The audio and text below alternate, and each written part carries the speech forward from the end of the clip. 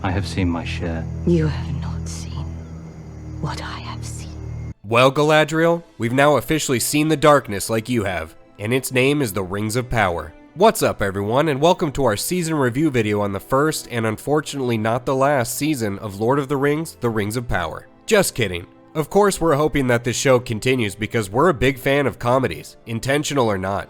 I mean, the channel's called HateWatchers. You know we're rooting for this show to go on forever. We've had a tremendous time these past few months poking fun at this billion-dollar Hindenburg on Amazon Prime. And we wanted to take a second to thank you, the viewers and our new subscribers, for being there right alongside us to laugh at it all. Because as fans, sometimes that's all we can do with the crap we're given. Well, enough of the preamble. Let's get down to the business of reviewing this show. Now, this isn't going to be an ultra super complete review of everything worth talking about in this show because there's so much to discuss with this steaming pile that it's hard to even remember everything wrong with it. So, if we missed something, we missed something. But we'll do our best to cover everything worth talking about in our review. We're gonna go over the presentation of this show, which is comprised of the CGI, set design, costumes, props, music, etc., the show's adherence or lack thereof to the Tolkien lore, the characters and the acting that brought them to life, kind of, and finally the writing. Oof, the writing. Stick around for that part. Give me the meat, and give it to me raw.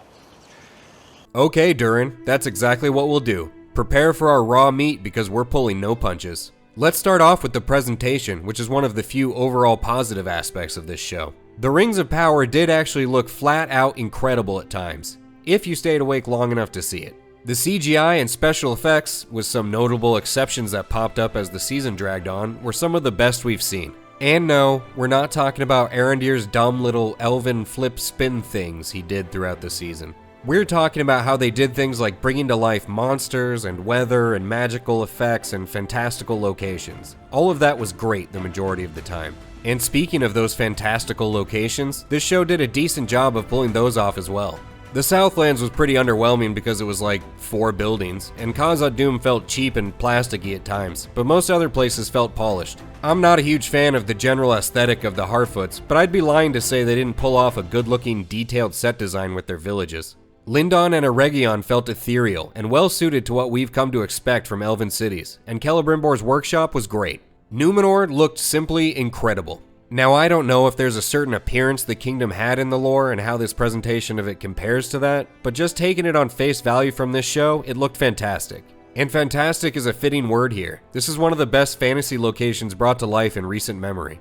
Moving on to the costume design, we thought this show started strong in this regard, but degraded as the season progressed and we had to see the Númenorian plastic armor time and time again. Now, much of the costumes were little more than rags, like with Halbrand, the Stranger, and the Harfoots, but it fits their characters, or at least their circumstances at the time, and they looked good. The elves' robes, the orcish armorings, Adar, the grimy Southlanders, the ascetics, the dwarves, it all looked good. The only issue we really had in this arena was the Númenorian armor, which looks cheaper and cheaper every time you see it. In terms of props, there's not much to say here. They did their job. There were some standouts here and there, especially the rings at the end and the devices in Celebrimbor's workshop, but it was mostly mediocre and forgettable. On the bright side, the props weren't a glaring mistake like so many other parts of this show. Kind of the same deal with the music. It got us along to the end without being memorable. We should make note that some people commented on enjoying the characters singing in the Rings of Power. It's never been my thing, but I understand it has its place in Tolkien's works. I never heard, or at least don't remember hearing, any music that stood out to me in this show as being identifiably from the Lord of the Rings universe. Maybe I was laughing too loud? Huh.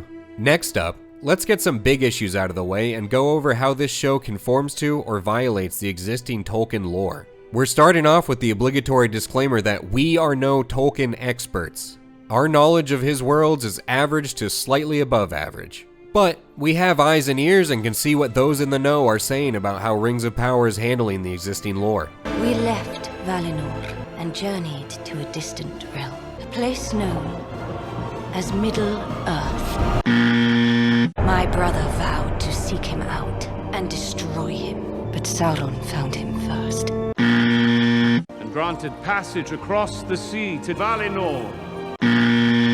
Now, the only defense the Rings of Power has here is that there's very little written about the Second Age that this show takes place in. But that's the only excuse they have, and it only allows for the creation or alteration of self-contained pieces of lore. Said differently, you can't contradict the existing lore. Hands off our shit, Amazon. That's what makes it so brazenly disrespectful when they do shit like push Gandalf into this story thousands of years before his canon arrival. It's an intentional slap in the face to fans of the source material in an attempt to score cheap fan service points with more casual viewers. Apparently, there's 2 other Istari that could have been around in the Second Age, but no, you had to go with the one you remember because he was cool with our Hobbit bros 20 years ago on the big screen. It's a cheap trick from the hacks who put this story together to artificially create an emotional response from the audience that they're incapable of producing through their own writing. Another example is how they've conveniently cast aside Galadriel's canon husband Celeborn for now, so she can be a strong, independent girl boss who might be seduced by fucking Sauron? What? And what about Anatar? Excuse my ignorance, but I'm pretty sure he's a big effing deal in this whole making the rings thing. We're just skipping that whole second identity part and making his altered form Halbrand? And those are just some of the big issues, not to make mention of some of the smaller problems like Galadriel's daughter who marries Elrond in the future, Galadriel's lack of using magic, Galadriel's seniority to King Gil-galad, oof, a lot of Galadriel here, Galadriel's entire personality being changed, Tolkien explicitly saying that Galadriel's arrival to Middle-earth saw her lean more into being wise than being warlike. Boy, we haven't seen an ounce of that one. And then there's the underplaying of Pharazôn's ambitions, having more than one dwarf named Durin alive, and the manner of Finrod's death, just to name a few more. The bottom line is Amazon gets a failing grade for adhering or even trying to adhere to the existing lore, which is something we tend to be on the lookout for since it's the fandoms whose time, attention, and money keep these fantasy worlds alive. And then someone like Amazon wants to come in and profit off of it while giving those fans the middle finger. Well, we're here to give it right back. Pushing onward, let's talk about the characters and how their respective actors portrayed them in the Rings of Power. Check that. Let's just talk about it in generalities, because there's very few specifics worth talking about here. This show introduced us to a ton of characters and I don't care about any of them. Okay, I'm slightly exaggerating. I kind of liked seeing Durin a bit, I will admit. And of course, Isildur/Was-Isildur's horse put on a show-stopping performance. But even with Durin, it's impossible to enjoy watching him when the writing put him in this extremely abusive friendship with Elrond for some bizarre reason. And if you don't know what I'm talking about, watch our videos from this season. Elrond just takes and takes from Durin. It's bad. But that's just a symptom of a larger problem. These characters are only ever going to be as good as the writers make them, and no actor, no matter how good, could have worked these characters out of the corner the writers painted them into. I'm sure there's some really tremendous actors in this bunch, but we'll probably never know. And it's painfully obvious now why this show didn't manage to snag any big-name actors, and why they were dropping out like flies before filming even began. I mean, there's only 2 acting performances that are even worth mentioning in our view, and it's not for how good they were. And those performances belong to 2 of the elves, Arondir and Elrond. Just kidding. It's Galadriel. The second one is Galadriel. Shit, even with a squished face, Elrond managed to take us through an emotional roller coaster compared to these other 2. Whose bright idea was it to convince these 2 actors that elves are known for having one look and one look only? Arondir got through some episodes by simply not saying much, but when he started having more lines later on, you realize maybe even these writers knew this guy should be reined in early in the season. And Galadriel, woof. I know nothing else that this actress has done, but I'm not interested in seeing any of it either. I know that she probably didn't have much to work with, but my god, it got so laughable as the season dragged on. I have a hard time believing a crappy writer's room put some of those expressions on her face, okay? But I will admit they completely butchered her character as well. I think Galadriel was supposed to be written as a strong, driven woman, but she comes off as a completely emotionless sociopath who's willing to kill people who mildly interrupt her sneaking about town. I think one of the commenters said it best, something to the effect of, when Tolkien first sent his works off for review, they told him he too often used the sentence, so then Galadriel whipped out her dagger and tried to cut his throat. It's spot on. The writing and this actress butchered this character top to bottom together. Which brings us to our final category, the writing. The writing for the Rings of Power was atrocious, and I think that's the nicest word I can come up with for it. It's bad. Like really bad.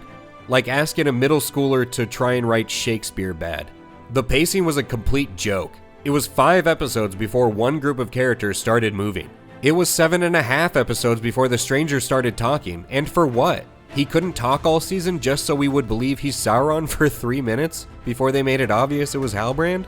And after an entire season of a show called The Rings of Power, it took Halbrand/Sauron/Anatar 12 seconds to persuade Celebrimbor to make The Rings of Power. This show spent less time on this ultra important part of Lord of the Rings history than it did showing us Galadriel's eye twitching. Now that I think about it, maybe she was sending us Morse code telling us she's being held hostage. And it's not like this show just ran out of time. They had hours and hours to work with that they pissed away, giving us the most boring, pointless episodes imaginable. I mean, we've had so much fun memeing on this show, we've actually forgotten how fucking boring it is. For every scene that advances the plot or character development, there's 4 preceding scenes that just drag on and on and on. Peter Jackson would right now be making Lord of the Rings 17 halfway to Mordor if his movies crawled at the pace of this show. And the dialogue was like torture 90% of the time. One cannot satisfy thirst by drinking seawater. Why do you keep fighting? Because I cannot stop. Hey Gandalf, how you doing? I'm good. The writers for some reason were obsessed with Galadriel spending 1 episode at sea. So every piece of advice she renders has to have some swimming or oceanic survival reference. It's really stupid and it didn't play well. It just makes us think she drank too much seawater out there. You could tell the writers were expecting so many lines of dialogue to be powerful and impactful, but every single line fell flat. And we can't forget about all the random "what the fuck" moments we're supposed to accept and not question at all. Like, how did Galadriel get her armor back in Numenor? How exactly did the Numenorians show up at the exact moment they were needed in a land they've never been to? Why did the people of Southlands accept a king they just met as if none of them remembered that they haven't had a king for 1,000 years? Why would you keep doing the things Sauron was telling you to do 5 minutes earlier? How the fuck did Galadriel get those 4 guards in that jail cell? And of course, there's all the loose ends this show did absolutely nothing to address in the finale. What is Tits McGee doing with the Palantir? Is that Balrog just gonna sit there, or where the fuck did Bronwyn and Arondir go? Did Durin hang himself off of a mailbox because King Daddy disinherited him? Exactly how charred is Isildur's corpse by now? Literally all you need to do from a storytelling perspective is show us 3 seconds of Tits McGee looking shocked as she's staring into the Palantir. 3 seconds of ominous rumbling in Khazad Dûm. 3 seconds of Bronwyn and Arondir walking over a hill and seeing their destination. 3 seconds of Durin sulking. 3 seconds of Isildur's melting face. And bam, in 15 seconds you've at least generated some amount of interest in these characters heading into Season 2. But no, they couldn't find these 15 seconds in their billion-dollar budget. You could go line by line, scene by scene with this show, and have something negative to critique. So that's all we're gonna say on this subject, and we'll just leave it at that. I mean, it was bafflingly bad. Okay, that's it. That's the last word. Okay, dog shit. That's the last word. Dog shit. One nice thing to come out of the Rings of Power overall was almost everyone agreeing on how bad it was. It's rare these days for everyone to agree on anything, so we should forever remember this first season as the great unifier of shittiness. The Rotten Tomatoes audience rating is at 39% right now, and I think people are being extremely generous. I thought I was a generous person, and I'd probably give this show a 2 or 3 out of 10. We've reached that point in the video where we have to decide if the first season of the Rings of Power was a great watch or a hate watch. Well, if you listen to a word I said, then this is entirely academic, but this show is without a doubt a hate watch. I'm tempted to say this was the most extreme example of a hate watch in recent memory, but it's hard to see this show being worse than Halo was. We can confidently say, however, that the Rings of Power is by far the biggest and most expensive hate watch in human history. The bottom line here is that a group of talentless writers and showrunners got paid top dollar to butcher an existing world created by a better writer because they're incapable of producing good creative works themselves. Much like Morgoth, these people know only how to destroy and corrupt, not how to create or improve. A big thank you to those of you who made it to this point in the video. Comment below. Do you think Season 2 will be better by default given the sheer shittiness of this one?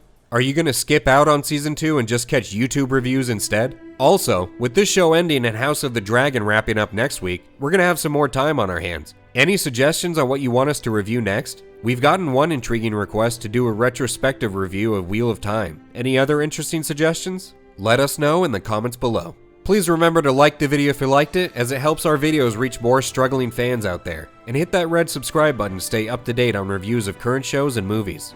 And definitely hit that red subscribe button for when this masterpiece of a show returns. Even if you're not going to tune into the show for Season 2, tune in here where we'll be tearing it apart. Thank you again to everyone for joining us for the first season of the Rings of Power, and we'll catch you on the next video.